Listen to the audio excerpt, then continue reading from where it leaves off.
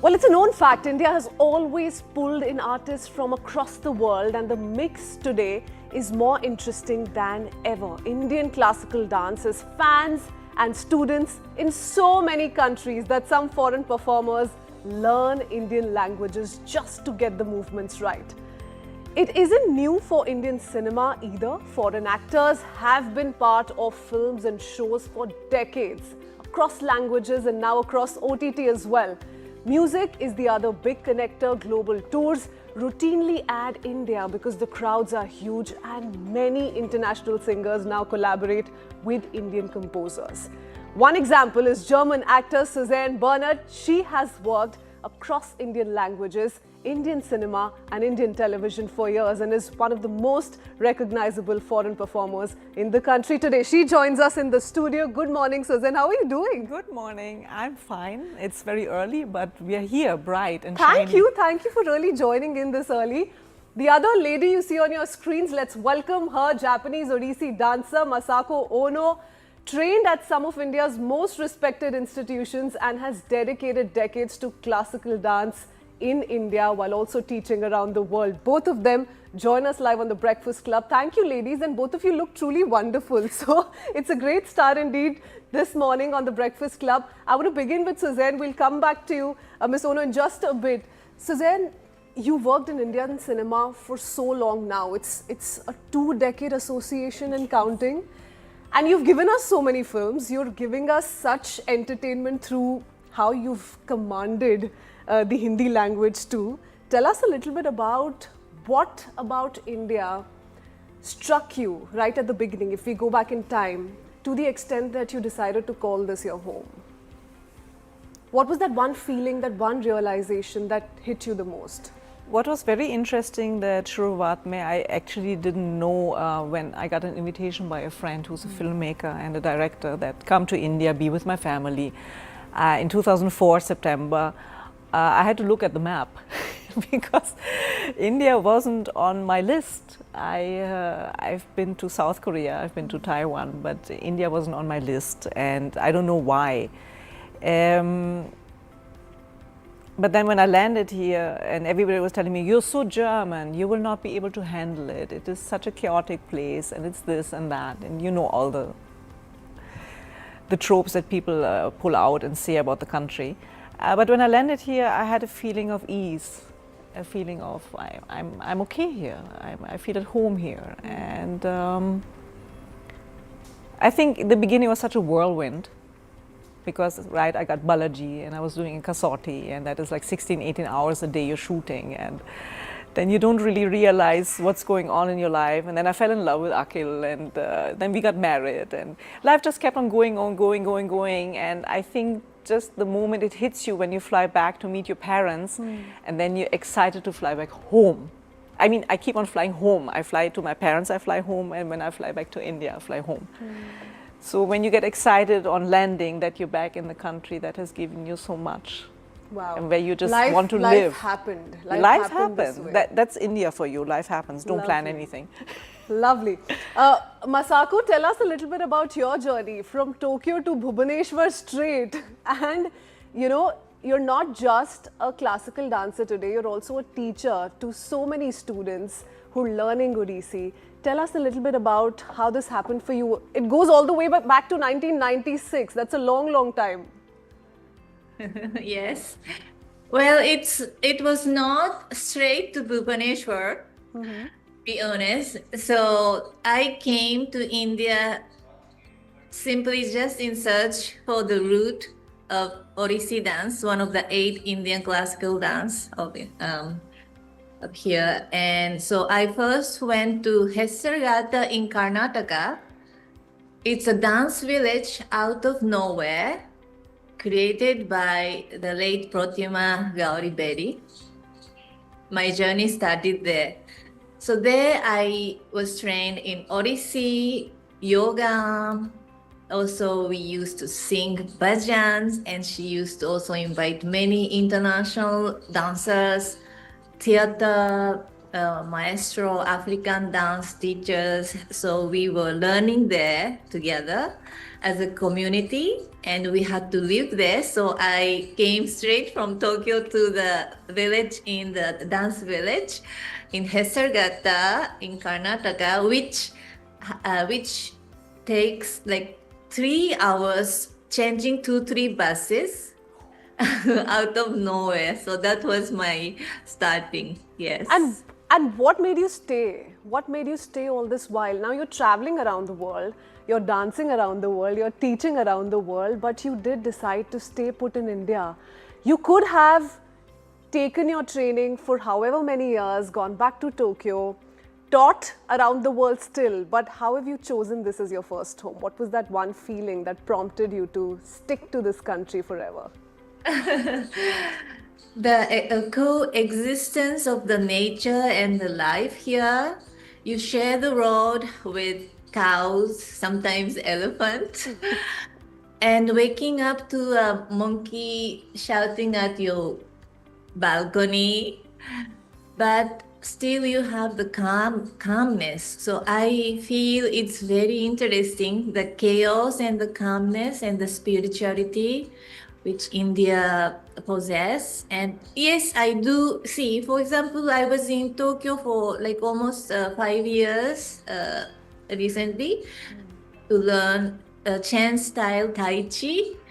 And so I keep going, here and there.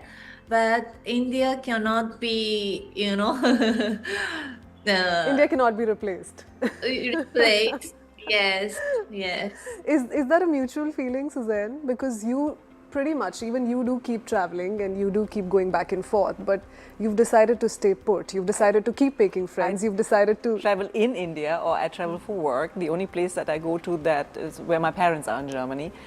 But usually the traveling is like in the country. A lot of traveling is happening so that's here. what I was coming to. So, for Miss Ono, it wasn't just dance. It was also the lifestyle, the confluence of nature and her art that sort of made her stay put. I think what an actor finds interesting here. I worked in Bengal cinema.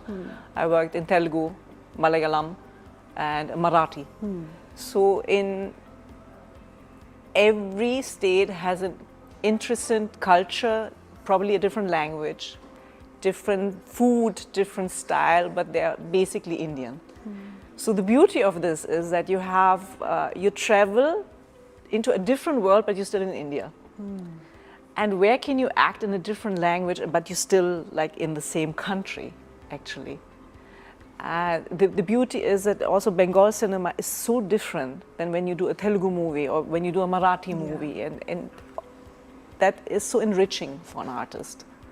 But was your first response just this? Were you actually looking forward to it, and as optimistic as you sound right now, when someone approached you with a Telugu or a Marathi or a Bengali project, or was your first reaction, you were like, how am I going to do this?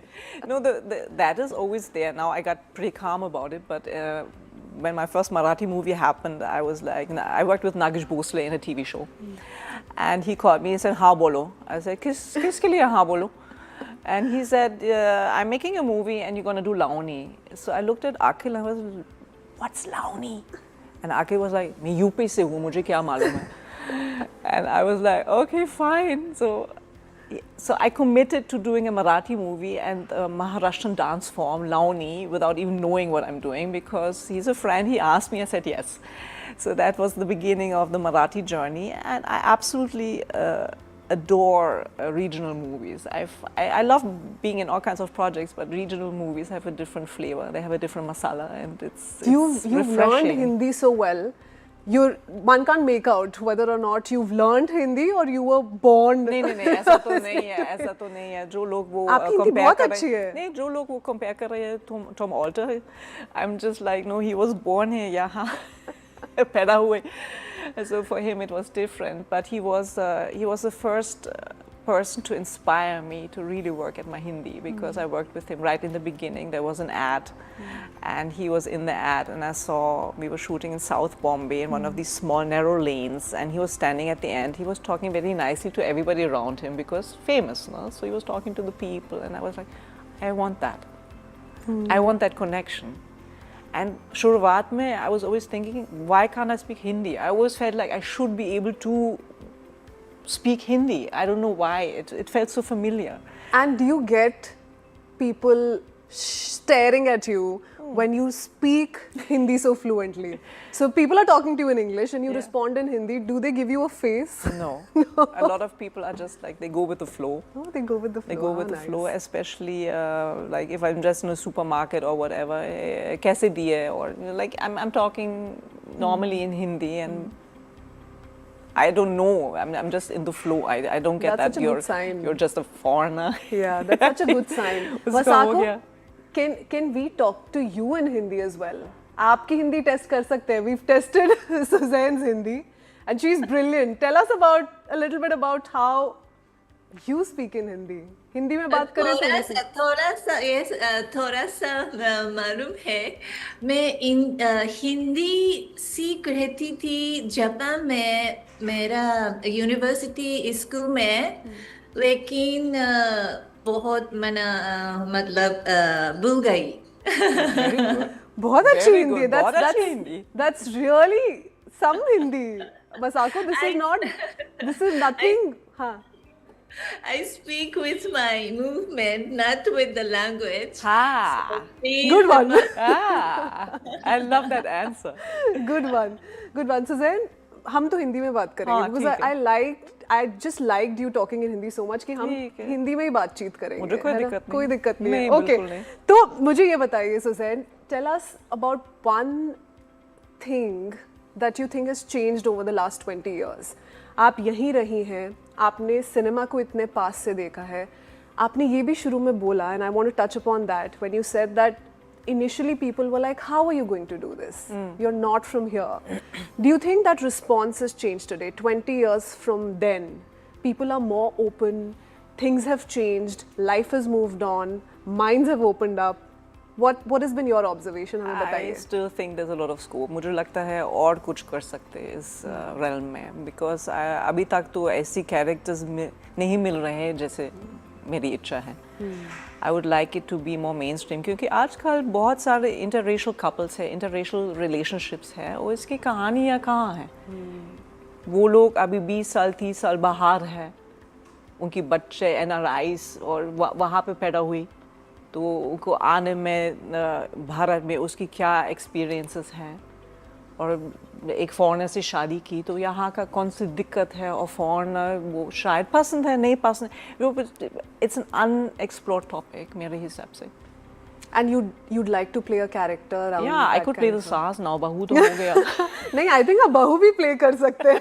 नहीं, अगर एक माँ तो है ना, माँ के रूप में कोई character है. Speaking of characters you've played, tell us about the accidental Prime Minister. And you've played Sonia Gandhi, I think 4 times. Yeah, 4 times, 3 times telecasted. How did that happen? Tell us about the first time somebody approached you with that first role. time पहली बात तो बहुत सालों से हुई, क्योंकि किसी ने वो कोशिश किया रेड साड़ी किताब के ऊपर एक मूवी बनने की, लेकिन उसी time political climate was as such नहीं हुआ था. तो it's not like it was my destiny actually to play her, I think, because I felt like इतने सारे projects आते रहते थे 2014 से पहले, and then in 7RCR वो चुनाव की वजह से वो राहुल गांधी की पूरे कहानी की बैक स्टोरी बताया ना. They were doing 3 portraits on Arvind Kejriwal, on Rahul Gandhi and on Modi. So they were doing for everybody, they were doing a portrait. So इसमें पहली बार मैं role play किया. It's funny to say a role because it's a human being who's with us. And then accidental Prime But you also Minister. mentioned how a lot of people actually mistook you for Sonia Gandhi during the shoot. During the shoot, Yeah. During shoot, Imperial Hotel हमने shooting किया, वो bodyguards मेरे साथ थे, और मैं entry किया, hotel room से exit किया, नीचे जाके, और लोग ऐसे किया, बाप रे, हाँ ये हुआ था. इतना डर है politicians का. नहीं, डर नहीं है, अचानक कोई आ रहे हैं, जैसे वो आप लोग सिर्फ टीवी में देख रहे हैं या जीवन में नहीं देखा अभी तक, वो मुझे. Masako, so I can understand that. Yeah, Masako, tell us about your achievements a little bit. So we do know you're doing a lot of workshops, a lot of teaching. How is that going? I also want to briefly touch upon the 2015, that video that also went viral where you performed for Prime Minister Modi and Shinzo Abe. Tell us a little bit about that interaction and how you think people like you have played such a huge role in transcending, let's say, Indo-Japan cultural ties in this case. Yes, nowadays I teach on Zoom to the students where I could, share my knowledge and art with not only, where you are, but also with different countries. So I have students from different countries and we meet at the Zoom. That's wonderful. And also, yes, I was given, luckily, the opportunity to perform in front of Shinzo Abe and the Prime Minister Modi ji. And also, I had performed for Junichiro Koizumi. And those were just happened, those opportunities just happened because I just keep on, practicing Odissi, also evolving my art through expression, So as an expressive artist, I think this is my thought, but I think one has to always be evolving constantly. So I add on now, I do voice training and also Tai Chi practice. And so as a comprehensive artist, I try to have a bigger vision. And if you vision could be big, but every day, daily, it's like brushing your teeth. You keep on, adding, building, refining your skills and experimenting with your skills and art. Yes. You're trained in several art forms and dance forms. So it's dance forms and art forms. For instance, yoga. And if we talk about dance, ballet, there are other dance forms that you've mastered. Do you incorporate a little bit of both of these and fuse it well with Odissi? How do you do that? Yes, sometimes I create my own choreography, purposely fusing. But also, if you just practice Odissi dance, but if you also add yoga or Tai Chi or voice training, the movement itself, it's, if it is this, but then if this, the energy changes. So that's what I'm enjoying to experiment. Yes. Lovely. I'm going to ask both of you one thing now. You guys have spent a lot of time in India. This is home. What's the most Indian thing about you? And it could be anything. Food habits, could be language, could be superstitions, could be religious practice. What's the most Indian thing about you right now? So if I'm talking to you, what have you inculcated the most? I don't पता नहीं है खाने में क्या पसंद है Suzanne? नहीं खाने में तो अभी ये मेरी लाइन घर में है क्या कि बनता है? नहीं ये घर का खाना लेकिन मेरी प्रॉब्लम है कि मैं अभी तक स्पाइसी नहीं बर्दाश्त कर सकती हूँ पेट अभी भी जर्मन है तो जो चीज़ मुझे पसंद है कभी बर्दाश्त नहीं कर सकती हूँ जो यहाँ का टेस्ट बहुत बढ़िया I'm very partial to South Indian food. Maybe she can relate to that. I like my dosa and my uttapam and my idlis, and that is also for dancing because I've done launi and Yes. I've done ballet as well and Yes. yoga. So these are really nicely, easily digestible foods, and I think one pakka Indian thing is I'm like shooting के दौरान सुबह 7 बजे की shift है मुझे पहले चाय चाहिए तो सेट पहुंचने के बाद मेरे चलते अदरक वाली चाय कहाँ है मेरी चाय so that's the most Indian thing I guess. Masako, are you a chai lover too? Yes, I start my day with chai for sure. But internally, I think I've changed. For example, India is such a large and huge country. My voice is loud. I mean, it's a good thing. And also, I'm a little bit like expressive because after doing so many years of dance, when I speak, like, oh, you are so like, you're moving your hands and everything. But also one thing I have learned in India, actually from one of my guru in India, Pratima Gauri Bedi, is that Masako, you always ask. You might get it, you know? Because as Japanese, I mean, we are very shy. But now I think I've learned the very important thing. Yes, always ask. You might get it. Yes. Wow, that's such a beautiful thought you're leaving us with this Patience. morning. I learned patience. You then. love patience. If I think a lot of other things are going to start coming up if we keep talking. No, I'm literally, as a German, for me it was like, okay, 7 baje ki shift hai, I was there at 7 o'clock, nobody else was there. So that's the kind of thing that you learn to be a little bit more relaxed. Chalega is not such a bad thing. Kabhi kabhi गुस्से में आते हैं नहीं, हर चीज़ चलेगा है, लेकिन चलना ही तो है. Okay, lovely. चलना ही तो है, हमें भी आगे बढ़ना ही है. But I want to ask both of you one last thing before we wrap up. What makes India such an attractive destination today for foreign artists, for creators? People are literally leaving their homes, settling here. We've had some of these guests here on the Breakfast Club as well. Content creators, for instance, so many of them are moving to India. What is it as per you, Suzanne? The astounding variety that you can find so many inspirations in so many moments. You know, you travel a little bit, you take a flight just from Delhi to Mumbai, you're in a different world. You go from there to 45 minutes, you fly to Hyderabad, you're in a different environment. So you always have the sheer inspiration level here, I think, is very attractive. The colors, the vibrancy, the people, because India is this, no? The guest is God. They live it. They don't only say it, they live it, and even if it's to their own detriment. India has so much to offer. Yes. Masako, your thoughts?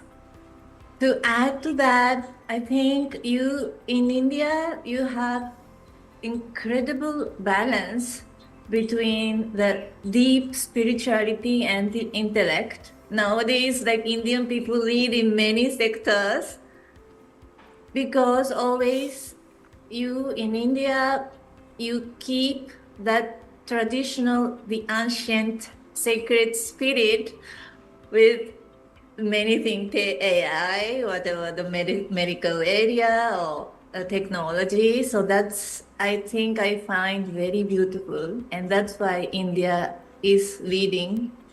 Yes. Thank you. Thank you so much. Both of you ladies have been such an inspiration to the entire country. Thank you for choosing India as your home. And thank you, more importantly, for sharing your story here on the Breakfast Club. Namaste to both of you. Thank you. Okay, bye. Thank you.